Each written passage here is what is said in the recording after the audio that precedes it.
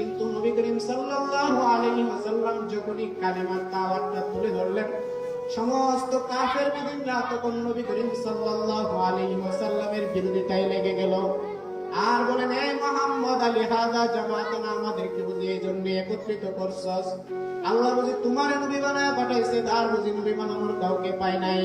360 মূর্তির পূজা করে 360 মূর্তির ইবাদত বন্দেগী কইরে আমাদের সমস্যার সমাধান হয় না, আর তুমি বলো এক আল্লাহর ইবাদত করতে?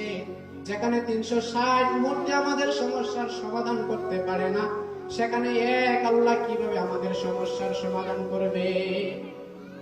কিন্তু নবী করিম সাল্লাল্লাহু আলাইহি ওয়াসাল্লামের যতই বিরোধিতা তারা করুক না কেন, নবী করিম সাল্লাল্লাহু আলাইহি ওয়াসাল্লাম তো কালেমার দাওয়াত দেওয়া বন্ধ করতে পারেন না।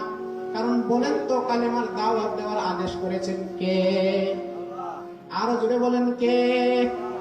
কারণ নবী করিম সাল্লাল্লাহু আলাইহি ওয়াসাল্লামকে কালেমার দাওয়াত দেওয়ার ঘোষণা করেছেন মহান মাওলাই কারীম আল্লাহ পাক রব্বুল আলামিন। অতএব নবীজি তো কালেমার দাওয়াত দেওয়া বন্ধ করতে পারে না।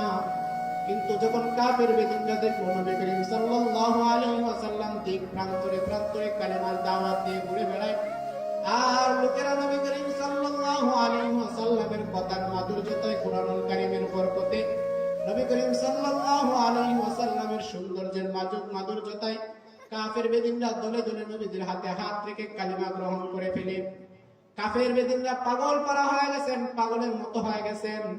কিরে, সবাই যদি মুহাম্মদের ধর্ম গ্রহণ করে ফেলে, মুহাম্মদের কালিমা গ্রহণ করে ফেলে, তাহলে তো তারা আমাদের নেতাগিরি নিয়ে যাবে, আমাদের নেতৃত্ব আর চলবে না। কাফের বেদিনরা এই দিকটা লক্ষ্য করে, কাফের বেদিনরা যখন হজ্জের মৌসুম আসতো, আগেকার জাহিলিয়াতের যুগেও হজ করতো, কিন্তু তখন মানুষেরা উলঙ্গ অবস্থায় হজ করতেন। হজ্জের মৌসুম আসলে পরে কাফের বেদিনরা, মক্কার বড় বড় নেতাগুলা, মক্কার বড় বড় নেতৃস্থানীয় লোক যারা আছে, তারা বিভিন্ন প্রান্তরে রাস্তায় রাস্তায় রাস্তার মোড়ে মোড়ে গিয়ে দাঁড়ায় থাকতো, আর লোকদেরকে বলতো, এই শোনো, তোমরা কাবা প্রান্তরে যাও না। কাবা প্রান্তরের মধ্যে একটা জাদুঘর আছে, জাদুর বিদ্যা পাঠ করে। একটা পাগল আছে, পাগল, ওই পাগলটার কাছে যায় না।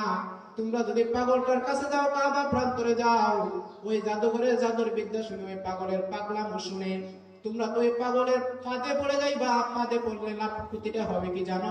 ক্ষতি হবে তোমার সন্তানের মধ্যে পার্থক্য করে দেয়, বাবার সন্তানের মধ্যে পার্থক্য করে দেয়, ভাই ভাইয়ের মধ্যে পার্থক্য করে দেয়। যখন হজ্জে আগত লোকেরা যখন দেখলো মক্কার কাফের বেদিনরা নবী করিম সাল্লাল্লাহু আলাইহি ওয়াসাল্লামের বিরোধিতা করে, লোকেরা বললেন, অবশ্যই যে লোকটার বিরোধিতা মক্কার নেতৃস্থানীয় লোকগুলা করে, লোকটা সাধারণ কোনো লোক হতে পারে না। তখন সমস্ত কাফের বেদিনরা মক্কা প্রান্তরে যায়, হজ্জে মৌসুমে আগত লোকগুলা, হজ্জের আগত লোকগুলা কাবা প্রান্তরে যায়। তারা কাবা প্রান্তরে গিয়ে দেখে একটা লোক কাবা প্রান্তরে বসে বসে কুরআনুল কারীমের তিলাওয়াত করে। এই লোকটা এত সুন্দর, নবী করিম সাল্লাল্লাহু আলাইহি ওয়াসাল্লামের চেহারা এত সুন্দর, বুখারী শরীফের মধ্যে আছে নবীজির চেহারার সৌন্দর্যে কাবা প্রান্তরে যে দেয়ালগুলো আছে, ওই দেয়ালগুলো আলোকিত হয়ে গেছে। কাফের বেদিনরা তখন লক্ষ্য করে দেখলেন,